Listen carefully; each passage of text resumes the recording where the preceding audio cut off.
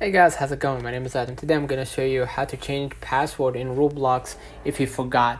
So if you forgotten your Roblox password and you need to change it using an iPhone, you need to follow these steps.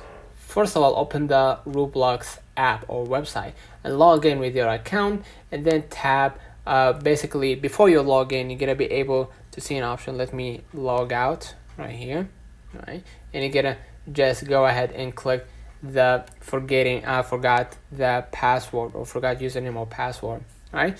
And then you're gonna just go ahead and enter the email associated with your Roblox account or username, and then tap submit, and then check your email for email from Roblox to with the instructions to reset your password. Check your spam or junk folder if you don't see it on your Roblox, and then follow the reset links, and then you're gonna be able to add the new password and you can log in with the new password. So let's know in the comments if this video helped you.